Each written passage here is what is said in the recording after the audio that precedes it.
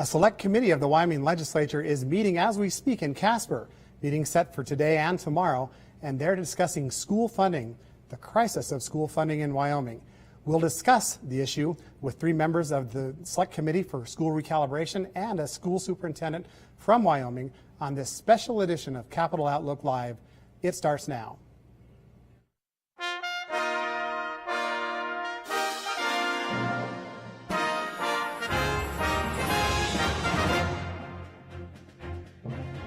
This program is supported in part by a grant from the BNSF Railway Foundation, dedicated to improving the general welfare and quality of life in communities throughout the BNSF Railway service area. Proud to support Wyoming PBS.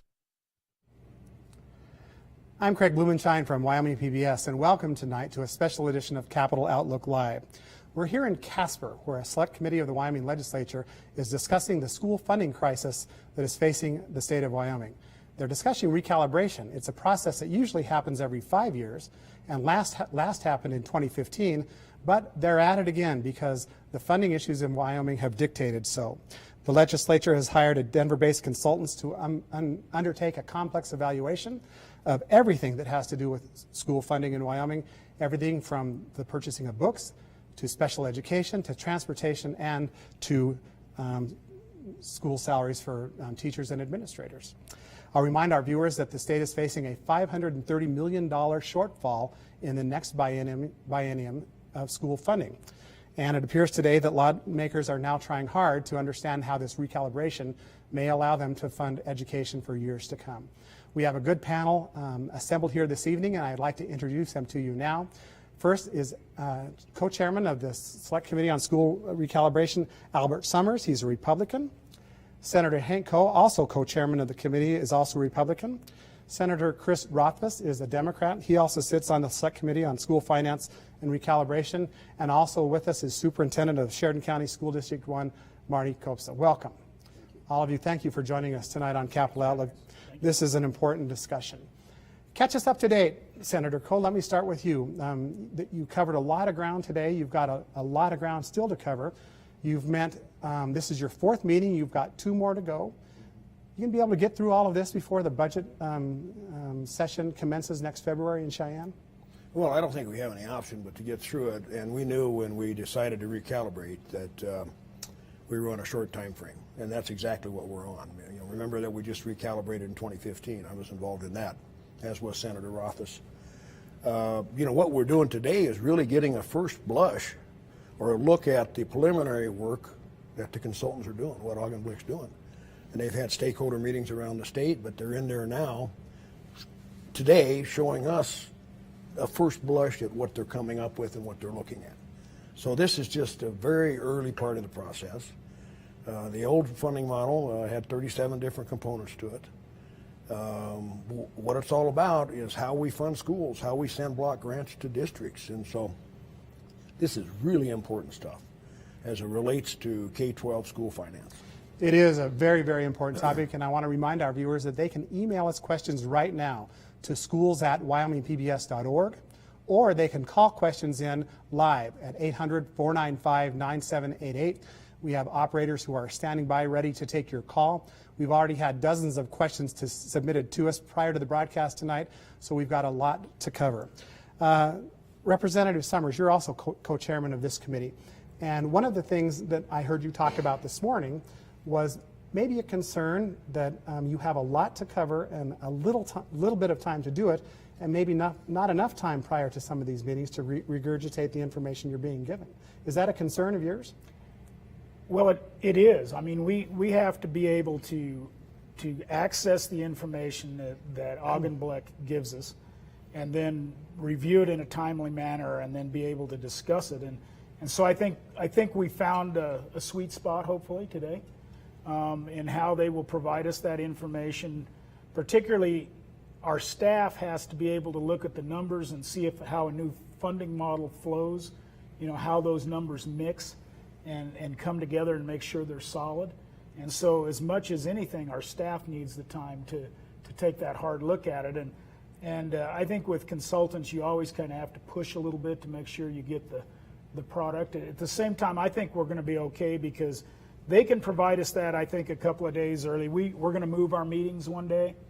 They'll probably provide us a product a day or two quicker than they maybe would have liked to, and I think we'll be all right. But yeah, it's a concern. We do have a short timeline. Senator Rothfuss, obviously the consultants are going to come back with, in the end, a number. And it may be require less dollars to fund education in Wyoming, about the same, or maybe even more. So what are your thoughts going through this process and your expectations, really, of what these consultants are going to provide you? Well, my expectation, first of all, would be that they come back with something which is pretty similar to what we have right now. Honestly, I would be a little bit surprised if they came up with anything that was substantially different, because we have been funding a basket of goods based on a cost-based model for a number of years. We did a recent recalibration in 2015 that came up with the same number. Now, these consultants are using a couple of different systems. So it's certainly possible that they'll come up with something which is different in terms of how it prioritizes funds. But when we look at the total block grant, we want a high quality of education. We want equity among all of our students. And to get that, it's going to cost a similar amount of money to what we have right now. And again, I'd be pretty surprised if it was substantially different in the end. Superintendent Kopsa, you live this process every day, and you've worked now in a model that I believe you think has worked pretty well. It has, and when we look at the senators and representative here, they were all part of building this model, and it's been extremely effective. In over 12 years, as they've gone through multiple recalibrations and input from the communities and everyone that they have served, I think they got some really good information back. And I think the other piece is, if we look where we were at in 2005, from an academic achievement standpoint, to where we are today in Wyoming, there's been a significant difference. And so I think an it's improvement been is what you're talking an improvement. And I think it's been a driver. And so I commend them on the work that they did in putting this together and funding this model. We invited the President of the Senate, Eli Bebout, and the Speaker of the House, Speaker Steve Harshman, to participate tonight, and we interviewed them earlier in the week. And we began by asking them whether they thought the state really understands, not just legislators and school employees who are paying close attention to this, but really whether everyone in Wyoming understands how the gravity really of this problem. And here's what they have to say, starting with Speaker Harshman. Well, I think for the most part, probably not, Craig. I think, there's a few people watching it, school boards, school employees, and some legislators. But I think that for the general public, everybody's busy with their lives and probably not really paying as close attention to it. And President Bebout was actually overseas when he responded to the same question, and here's what he had to say.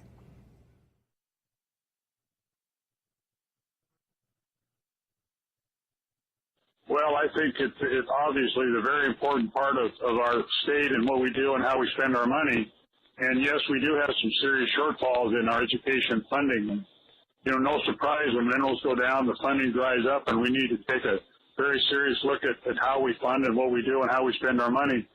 I think everybody in Wyoming is committed to education, K through 12 and post-secondary, and we want to do the best we can. But when revenues are short, we have to take a hard look, and we need to look at responsible reductions. Are there better ways to do what we do? How to deliver the product? How can we better help our kids? And really, I want to start digging in right there. There are some revenue issues that are going to be talked about, but one of the things that was also discussed today is neighboring states to Wyoming. States close by, Utah, Montana, Idaho, spend much less than Wyoming does, yet have similar results in what they produce, outcomes, if you will, measured outcomes. First of all, each of you, do you agree with that? And then second, why do states that are near Wyoming spend less than Wyoming does on education? Chairman Summers, let me start with you. Well, I think there's several reasons. One is you have to look at Wyoming and how Wyoming has basically developed a funding model and how it is based upon our constitutional mandate. That's not to say that other states don't have a constitutional mandate for education, but I think we have 5 Supreme Court decisions that are very unique among our neighboring states that have kind of defined that constitutional mandate and been very explicit on how and what we provide in education funding. And so I think part of it is that the court cases that have happened over the years have probably resulted in probably higher funding levels than maybe in other states. And I also think that we have some unique challenges in Wyoming to funding education, in that, you know, we think Utah's remote, but Salt Lake is a big metropolitan area. Same way with Denver. We are a very, very rural state. We are high elevation. We're cold and the wind blows, and it's hard to attract people to this state to work. And we're finding that out in all sectors, not just education. So I think it's a combination of things. Senator Rothfuss, you often talk about that maybe we shouldn't be comparing ourselves just to our regional neighbors, but maybe everyone across the country. Is it reasonable for you that Wyoming spends as much as they do on education, compared maybe not just to our regional neighbors, but to everyone in the United States? Yeah, I think that we're doing quite a bit better than our neighbors, really, and I think that we're getting what we paid for. This was an investment that started a little over a decade ago. Senator Coe was involved in that early investment to try to elevate the quality of education we have, and that's not something that turns on like a switch. It's not an overnight process. But when you look at the performance of students in the state using the NAEP scores, that's the National Assessment for Educational Proficiency, those scores indicate that the state of Wyoming has dramatically improved from middle of the pack about a decade and a half ago to aggregating across all the scores around fourth in the country. And again, that varies depending on subject and grade. But it shows that we're doing very well, and when you look at those that are still doing better than us, Vermont, Massachusetts, and New Hampshire, each of those states spends more than the state of Wyoming does. So if we're trying to be the best in the country because we're spending the most in the country, comparing ourselves to those leading educating states is really, in my opinion, what we need to be doing. And we have challenges that those states don't have. For us to be as close as we are to some of the best educating states in the country, with the rural nature of our state and our transient population, is pretty extraordinary. So I think the legislature over the last decade and a half has done a tremendous job through this funding model of improving education in the state. Chairman Coe, do we spend too much on education in Wyoming? Well, I can tell you, after the Supreme Court decision started coming down, and we started talking about adequacy, and we started talking about equal opportunity, and the fact that the funding model had to be cost-based, we came in and we started funding education much better. That's just the bottom line. We chose to fund education at even higher levels, and we took consultants' recommendations for what we call ornaments on a Christmas tree, or legislative grace, and added to the model, whether or not it's instructional facilitators, whatever it is. Do I think we spend too much on education? I think we spend a lot on education. I think the funding model we had before is a very rich model. If you look at states that I think we can compare it with, and I'm not gonna pick on Colorado, but they got 600,000 plus kids in the K-12 system in Colorado. They got an economy of scale. If you start comparing Wyoming to states that I think fit better, Montana, South Dakota, Idaho, the closest state to us is Montana at about 11,000 per ADM, and we're at about 16. Bottom line is, I'm proud of what we've done to fund education. I feel strongly about it. We pay our teachers well. We have been able to attract some of the best teachers around. I mean, it's a pipeline out of Montana based on our salary structure. When there's an opening, we get good teachers down here. Do we fund it too much? I think there's room for reductions in it, to be honest with you right now. This problem we have, we can't tax our way out of it, we can't cut our way out of it either. I'd like to see the reductions made that are realistic, that we can do before we start raising taxes. Superintendent Copsa, you've already experienced reductions. In fact, the legislature last year started some carving, if you will, to the tune of about $50 billion. Mm-hmm. How's that impact? 50 million. My goodness. Yeah. Thank you for that correction. $50 million. But has that impacted you yet? I guess is my question. It has. 5 years ago, we had 107 certified teachers and administrators in our district. This year, we have 89.4. Our student enrollment has not changed. We've been forced to reduce teachers across the board, and I know that Representative Harshman talked about whether people feel it or not. Our people feel it. Our parents feel it. When we eliminated sixth grade as being a standalone grade level and went to a middle school concept where we have one teacher for 6th, 7th, and 8th in each of the subject areas, they feel it. When we've had to reduce our family and consumer science program, they feel it. A lot of the other measures that we've taken as well have really impacted us. And Craig, if I may, on the cost of education in Wyoming, and if you don't mind, I just want to quote a few stats because I think it's important to understand that Wyoming, it costs more to do business in Wyoming from a public standpoint, a public services standpoint. And so when we look at it, Wyoming ranks first in per capita spending in health and hospitals, third in spending on state and local government nationally, third on spending per capita on corrections, third in spending per capita on roads, fourth in per capita on higher education, and ninth in K-12 education. And so when we look at those factors and we look at where we rank K-12 in that, I think we're operating pretty efficiently in comparison to some of those others. And so I think it is important that that's taken into consideration as well. It just costs more in Wyoming to deliver the goods and our economies of scale. Yet, we still have a revenue shortfall. I think we all agree about that, and that something has to happen. What discussions, or how does that impact your thoughts when you hear from the recalibration consultants on the revenue side? Are you concerned about raising additional revenue? Are you more concerned about cuts? Is it both? What goes through your mind? Because I think most agree that it can't be we can't tax our way out of this, we can't cut our way out of this. But to me, that means that we have to do both. But in Wyoming, new taxes are very, very tough. So what goes through your mind when you hear that we might have to raise additional revenue? Well, it's tough. It is Wyoming, right? So it's tough when you talk about raising revenue. But, you know, on the House side last year, we came out with House Bill 236, which I thought took a broad approach to funding education. It's going to take spending some of our savings, spending some of our rainy day account down. It's going to take some diversions, I believe, some shifts of money. It's going to take some new revenue sources, and hopefully we'll find some efficiencies that won't impact the educational delivery a lot, but we may find some efficiency. So I still think it's that broad array that we ultimately will get to, and what exact tax we may look at, or whether we'll do it this session. You know, frankly, we're hooked into the LISR right now, which is our rainy day account, the Legislative Stabilization Reserve account. We are hooked into it with education, and so will we solve it this go around? I'm not sure. That's a great question, but I think it's still, we need to take that broad array of pieces to the puzzle to solve the problem. The tax structure, though,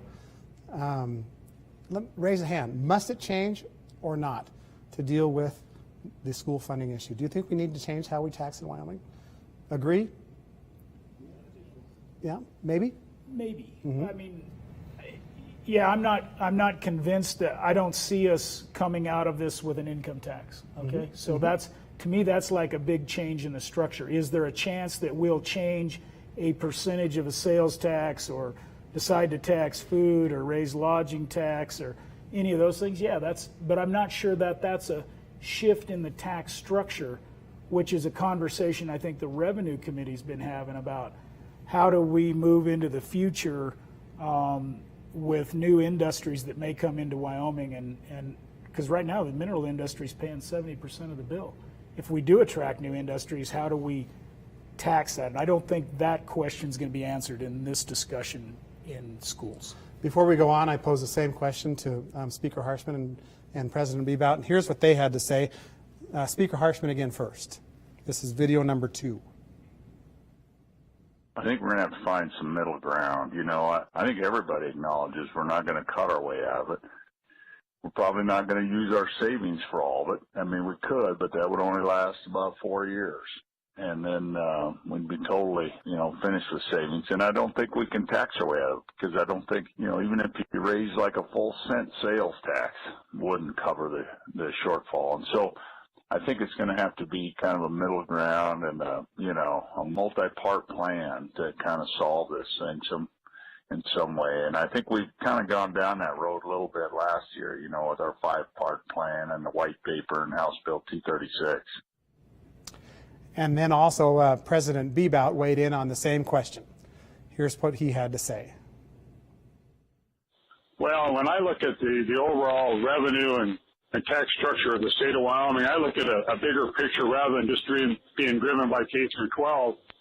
And I think we need to take a look at everything in our state. And the biggest problem and obstacle we have is how do we broaden our tax base, given what's going on with minerals, not only the pricing scenario, but also, the inability to get access to public lands and drill and different things and what's going on in the real world of oil and gas and coal. Right now, we don't have the funding with that to depend on it, so we need to look at broadening our tax base. And how do we do that? And if we do ultimately need new revenues, certainly we don't want to go to the well and tax minerals where they're in a situation right now that's on the negative side. We need to see how we broaden our tax base. How do we broaden our tax base, Senator Rothfuss? Well, there are a lot of ways that we can broaden our tax base, but the first really is to focus on what a future economy in Wyoming could look like. So you start adding sectors, information technology sector, manufacturing sector, biological sciences sector.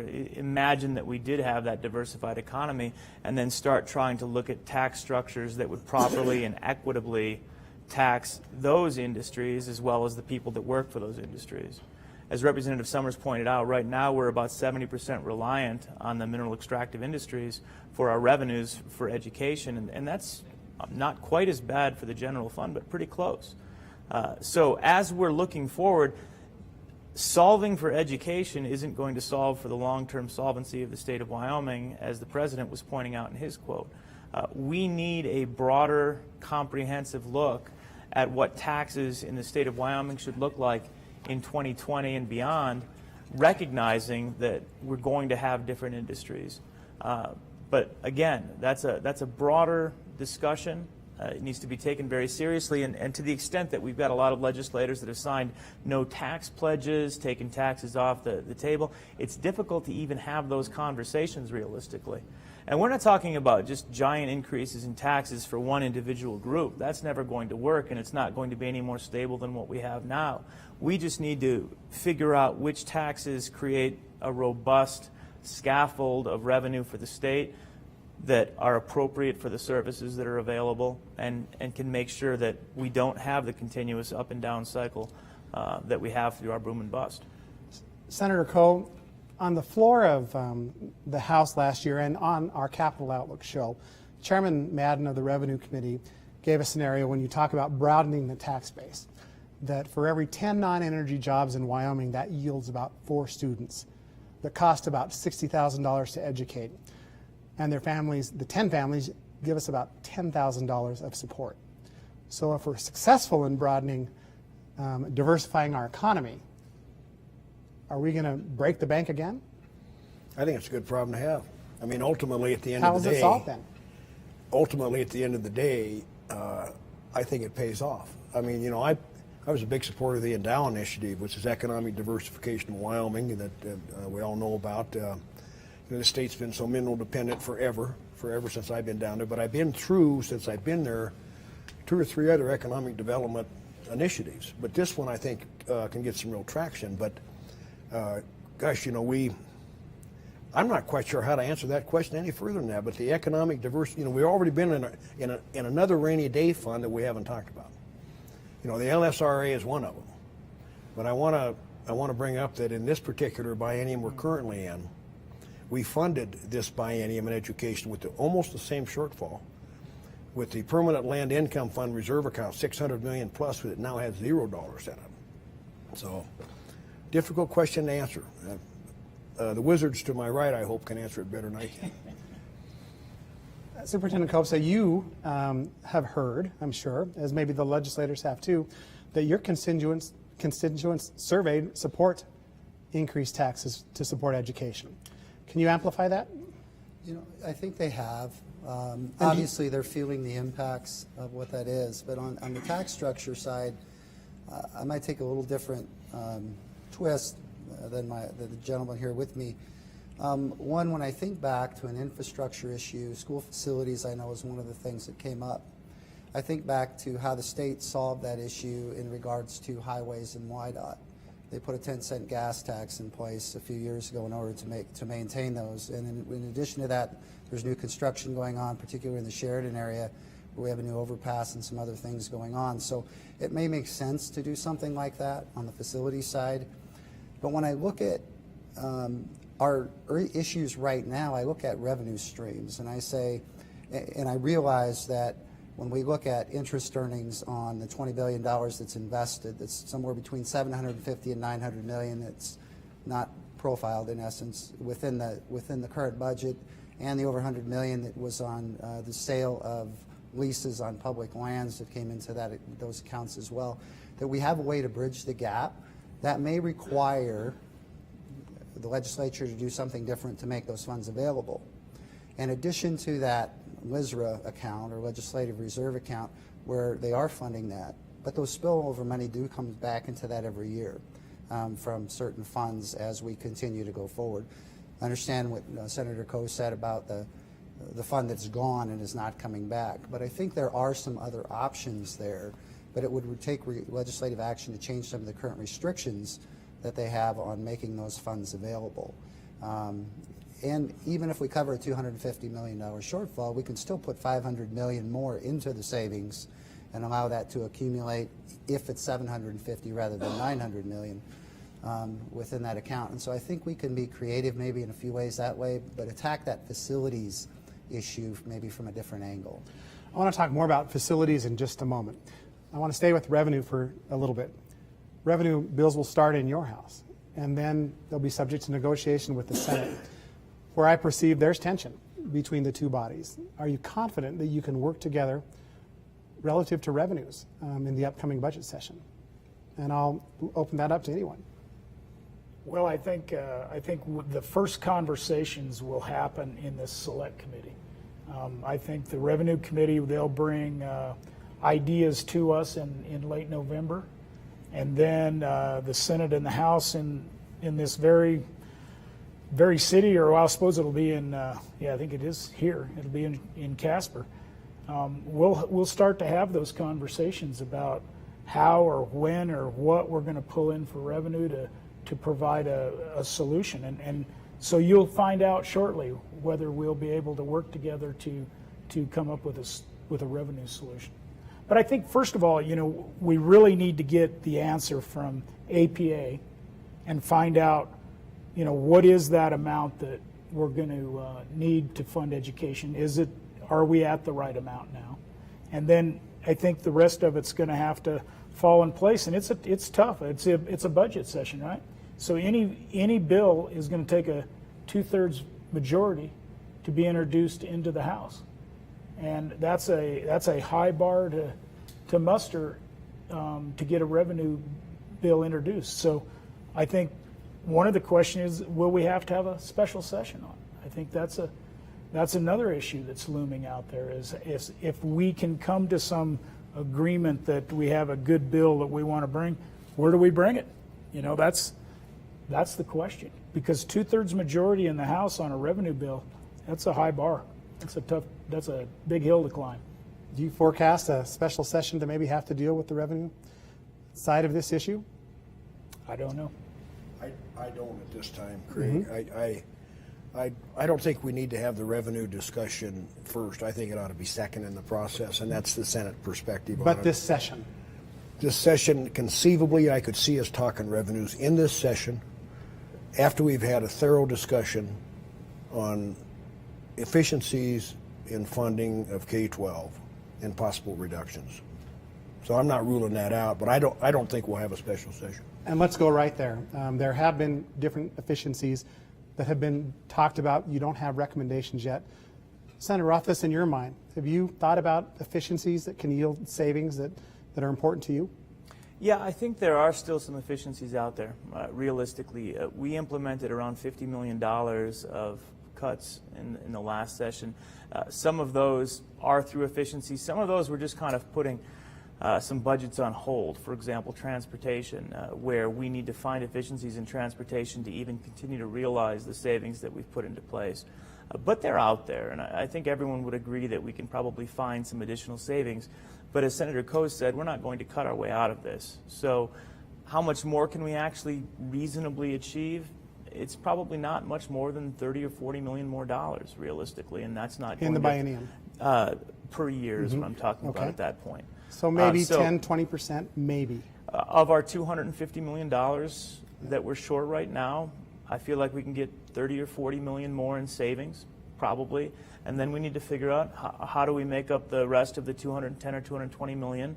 Some of that needs to be revenue. Some of it can be moving around some of our internal revenue streams. Some of it can be coming out of savings. But it goes back to the white paper that the three of us all worked on, along with the Speaker and a few other legislators, where the reality is we have to have a balanced approach. And from my viewpoint, the sooner we get everything on the table and take a realistic look at simultaneously having some additional cuts and savings while looking at the revenue picture at the same time, we get to the point where we can negotiate a solution that everyone can agree to. As long as we hold off on the revenue side of it, we can't get to that point. And we don't have a solution. We're just kicking the ball down the road another year, and we're spending too much of our savings. So from my vantage point, I hope we don't have to have a special session, but I do hope that we can have serious conversations that include revenues and a diversification of revenues in this session so that we don't have to rapidly spend down the rainy day fund when we're going to need that for other projects and other expenditures. Superintendent Kopsa, are there efficiencies from your perspective that haven't been realized yet that need to be discussed? You know, I think we've identified some of those efficiencies. Give us an and example. presented them. Bus leases, for instance, moving from bus leases to purchases, and there's some cost savings that are there.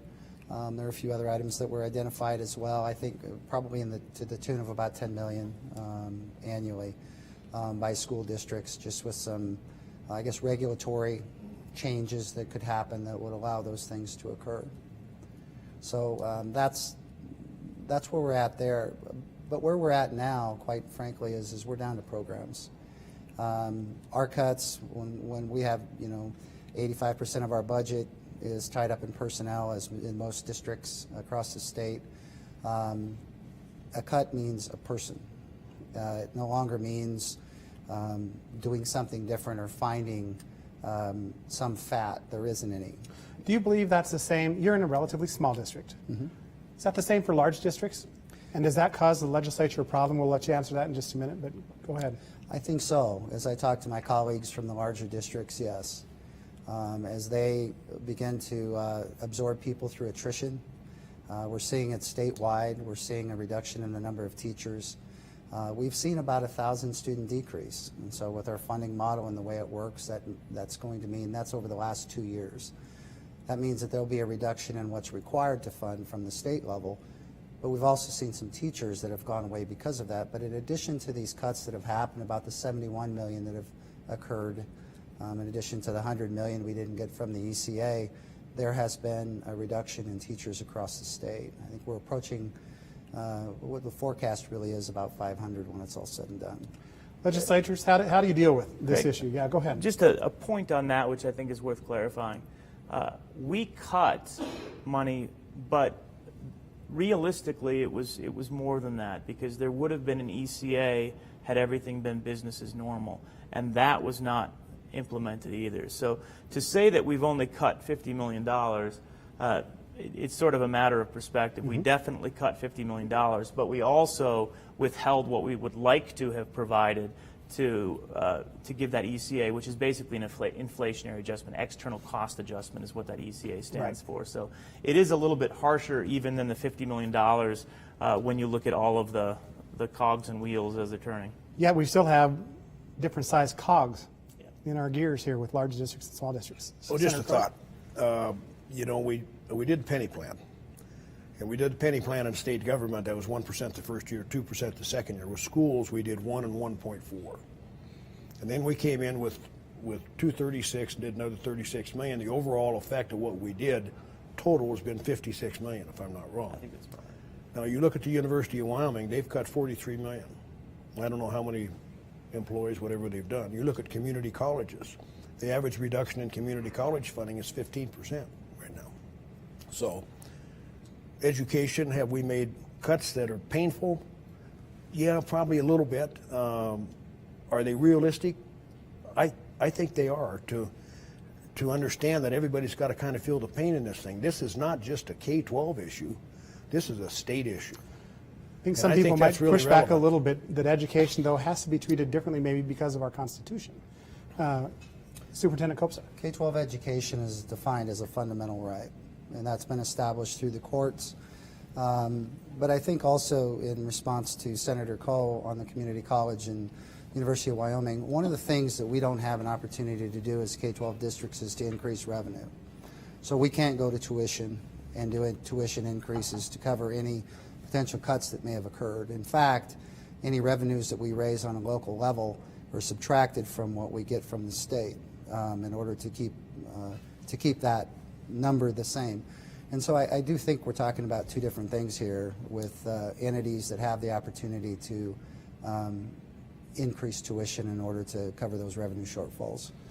I want to remind our viewers, you still have an opportunity to submit questions, and many of you have. We're trying to get to as many in my questions to the legislatures as we can, but you can still email to schools@wyomingpbs.org and also call 1-800-495-9788. Our operators would be happy to visit with you. This morning in testimony, Representative Pete Perrine gave what I thought was an interesting bit of research, his own independent research. What he said was, and I'm paraphrasing, that districts who are able to apply more money to the classroom, 60% on instruction, do better than districts who are only able to apply 40% of their funds towards instruction in the classroom. He says better test scores are attributed to more money being spent on instruction. First question is why is there a disparity between districts spending different amounts on instruction? And two, do you agree with that? From my viewpoint, I would have to see the data, and I put in a request with the department to basically get them to provide the same data back to us so that we can look at it from their number crunching, and we'll see that perhaps over the next couple of days. But intuitively, it makes a lot of sense that teachers in classrooms with students are a good thing when it comes to education, and the more of that you do, the better. Now, we have a block grant funding model, which means a lot of it is up to the individual district and how they allocate the resources. And we also have economies of scale that come into play that make it sometimes more difficult for small districts to implement in the same way as larger districts. We do try to compensate for that in the model, and we give different amounts of money per student, but it doesn't always work out perfectly. So I would not be surprised if that does turn out to be the case. I look forward to seeing that data. And it's something that we, through the Education Committee over the years, not just on recalibration right now, have really been trying to grapple with to make sure that we are providing the same educational opportunity to every student in the state. But with the differences in our districts and the size of our schools, it is a very challenging thing to achieve. Chairman Summers, does the recalibration investigation, if you will, research, take into account socioeconomic differences between districts? Well, it will, in that we'll look at the consultants will look at ELL and free and reduced lunch. Say what ELL means, please. English language learners. So that's those folks that perhaps have a different language at home.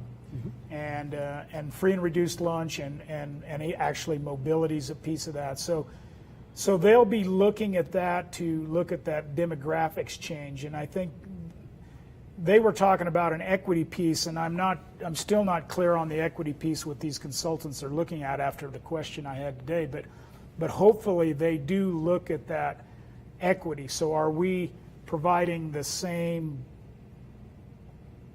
I guess, education for those students that are at these higher risks as we are for other students? And it's a great challenge. I mean, we have a Native American reservation, in Wyoming, and the results, the accountability results there are sometimes hard to look at, and it's just a tough scenario. And so we need to figure out. Hopefully, they'll take a good hard look at that, and maybe we'll learn something. A lot of discussion on the basket of goods, what every student in Wyoming receives or has the ability to learn, whether they're in Farson or in Laramie or in Cheyenne. Is that basket of goods going to change? And you're also presented with maybe adding to the basket of goods today by interjecting computer science into K-12. Is that basket of good, does it need to change? Has it been what it needs to be? How do we compare? Superintendent Copeside, I'll let you have that first. You know, again, I think the model, as we've talked about it, and the fact that we have the flexibility within the model with our revenues to kind of have some freedom on where we want to spend those a little bit. The basket has served the purpose well, I believe. I think we heard some testimony today from Johnson County with some creative ways that they were doing computers and computer coding. I know we're doing that within our district. We have elementary students who are coding. At our middle school, we have students who are coding as well, and then creating those dual and concurrent enrollment opportunities for upper level kids with the community colleges.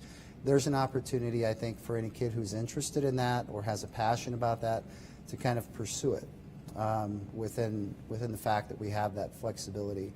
And so I would say that our current basket is sufficient. When I say sufficient, I mean it meets the needs of what we need to do within our schools, yet gives us the flexibility to be innovative. And that's been our experience. Agreement there across the board? You know, we had great discussion on computer science, and it started 2 weeks ago, joint education with Senator Rothfuss and I. And after our deal 2 weeks ago, I became convinced and am adamant about the significance of computer science as we talk about our young people today being ready to do something 20 years from today.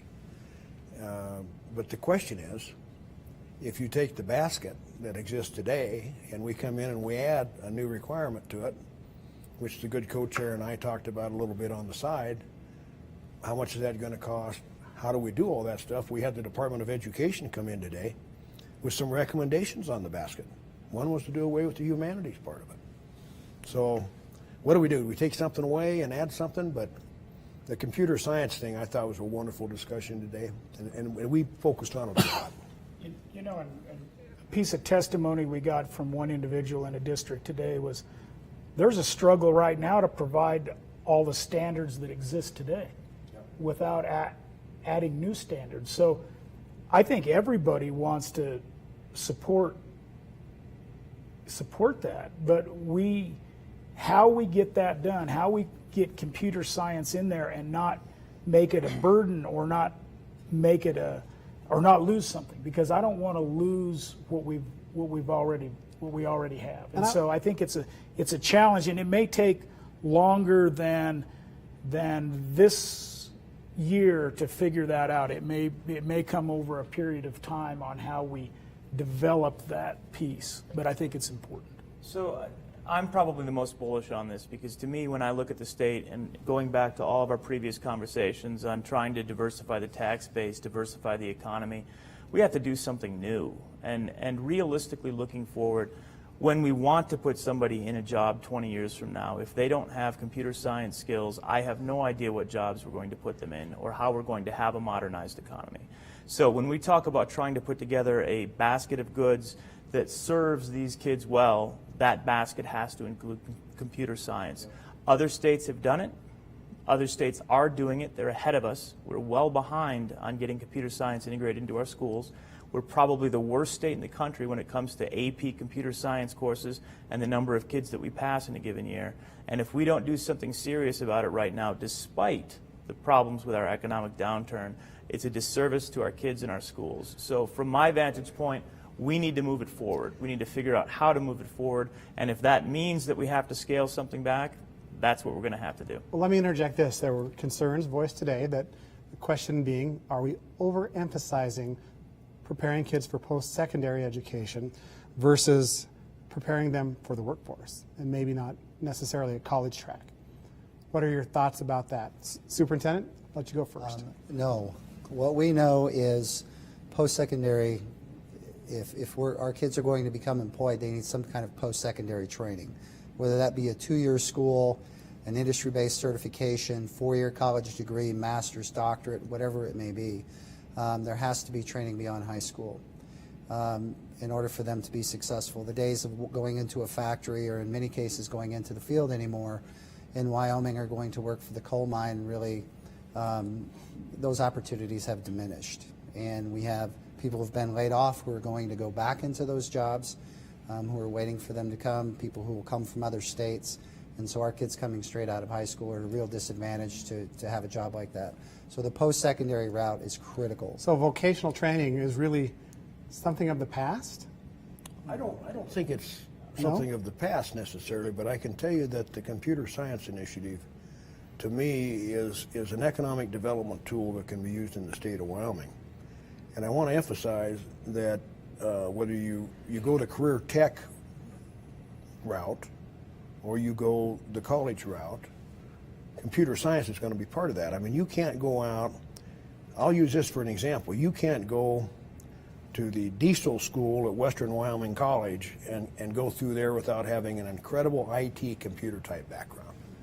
You just have to have it, and that's why I get so excited about it. You know, Senator Rothfuss and I are very excited about it. It started a couple weeks ago, so totally agree with the superintendent though as well. And that is secondary education, yes. right? You don't have the days of being able to graduate from high school and get a good job, which happened in Wyoming all the time for decades. There's no real vision of that future anymore. That's mineral extractive industry, and even that, it's getting to the point where a lot of it's automated, and unless you're the person who can run the robot, I don't know how you're going to have that job moving forward in the future in the mineral extractive industry. So these are secondary education jobs which will require a couple of years at a community college, a degree at the university, to work in the next generation of business and industry, and even the mineral extractive industry. So even if you're going career and technical education as the pathway, or a traditional degree, it's still all going to require secondary education, and we need to be preparing them for that, and it includes a very good, rigorous education. So let me ask the question of the good superintendent. What percentage of kids in Wyoming go on to any kind of secondary education? What's the percentage? I would be making it up if I told you I knew it right off the top of my head. I could tell you in our district, we're about 80% in our school district that are going on to some kind of post-secondary training or to a four-year college or university. Is that high or low in the state, do you think? I don't know. Because I've heard at times as low as 50% of the kids are going on to post-secondary education. So I don't disagree that we need to have a solid post-secondary route for kids. But the reality is there are a lot of students out there, a lot of kids that are simply going into the workforce without any post-secondary. Hopefully we can get them some, and that's why I think CTE in high school is so important, is those kids that they don't want to go to college, but they're willing to do some CTE to try to better their odds of getting a job out in the workforce. I think it's really important that we don't forget about those students and we don't align everything towards college. And I went to college, and that was the path I took, but many of my friends in high school went another path, and we just need to recognize that and support them and find the programs that will make them successful in life, because that's as important as anything. Let me shift gears just a little bit. A question that was just submitted that we really haven't covered even in a broad sense.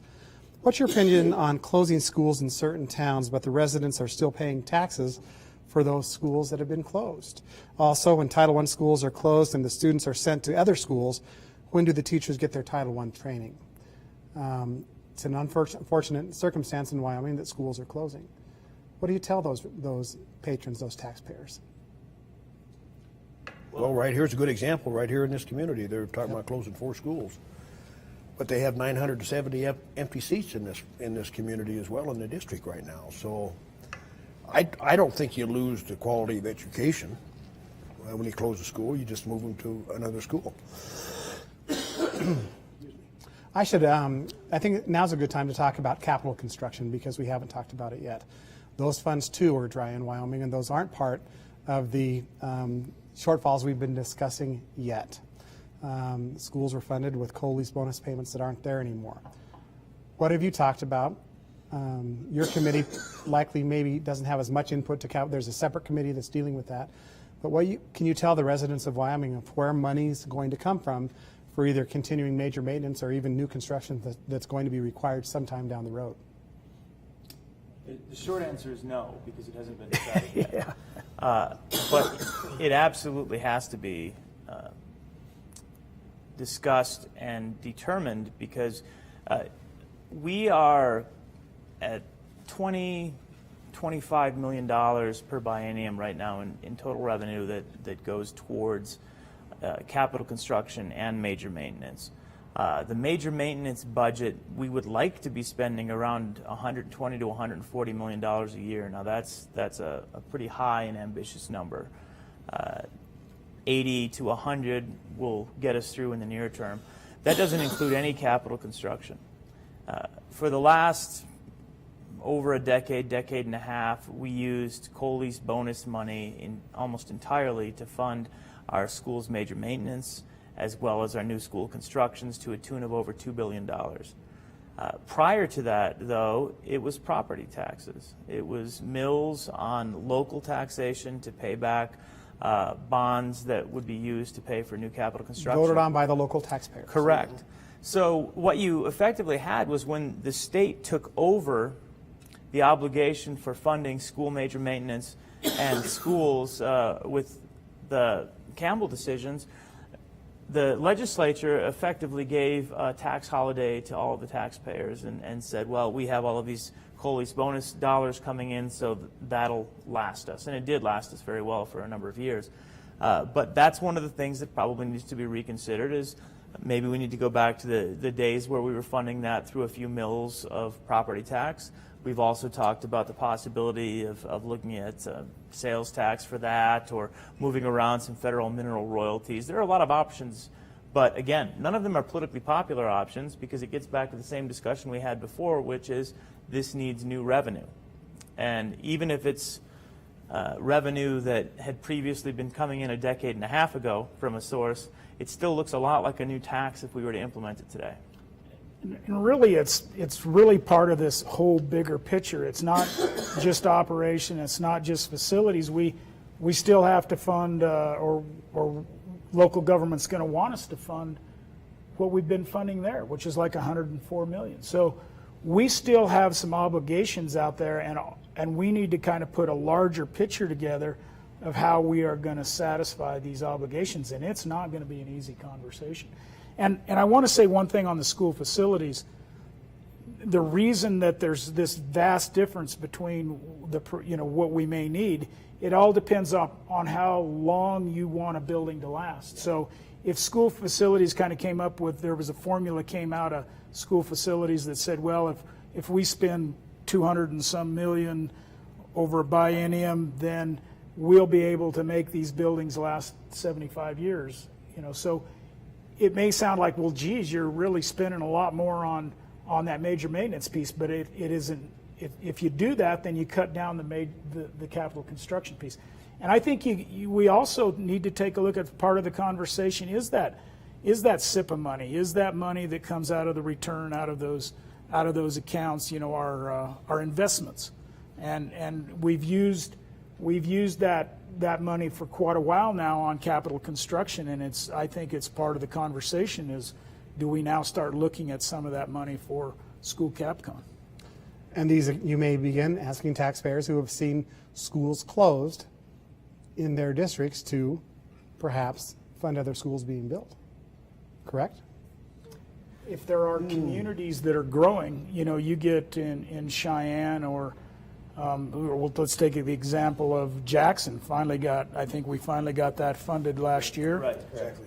They were at 125% of capacity, and so if we have communities that are growing and there's no space, we're not going to ship the child from Cheyenne to Natrona County to put them in school. It's just too far. So if we have a growing community, let's hope we have one, we're probably going to have to fund another new building. We have about 2.5 minutes left. Senator Coe. Well, I was just going to say one thing about school CapCons. I've been involved with it since the decision, and remember the Campbell II decision. the Supreme Court really said that building schools in Wyoming will no longer be a function of local wealth, it'll be a function of state wealth. So that's out there. So the state has the responsibility, but it also doesn't make any sense to build $3.2 billion worth of schools. And we've seen this plateau, we've kind of plateaued out where we're looking at asset preservation right now and not spend maintenance money to preserve that. And it's about $140 million a year. So we got a real problem. I want to ask this question. The drums are beating now for litigation already. Certain school districts now are already threatening to sue. And we're not going to get a chance to play the comments from the Speaker and the President, but both said that absolutely that threat would not impact how they're proceeding, and likely we're probably going to get sued anyway. So my question to you is, does that impact what you're hearing in these recalibration process, and can this state get through this problem without ending up in court?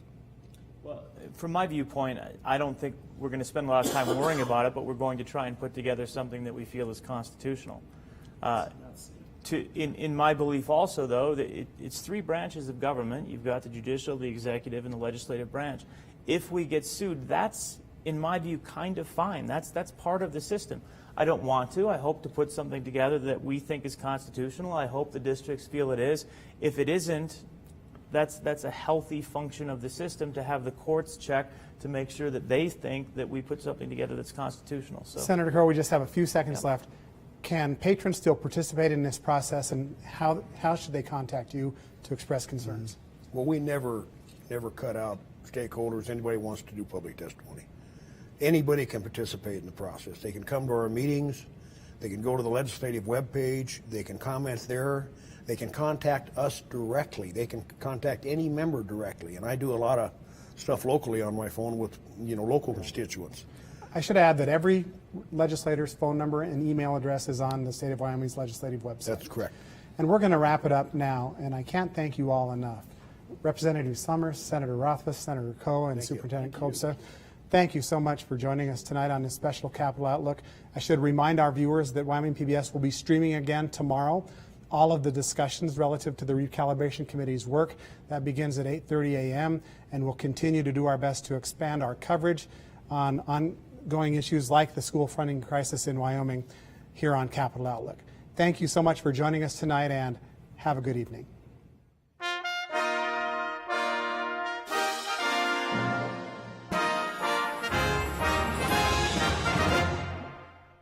This program is supported in part by a grant from the BNSF Railway Foundation, dedicated to improving the general welfare and quality of life in communities throughout the BNSF Railway service area. Proud to support Wyoming PBS.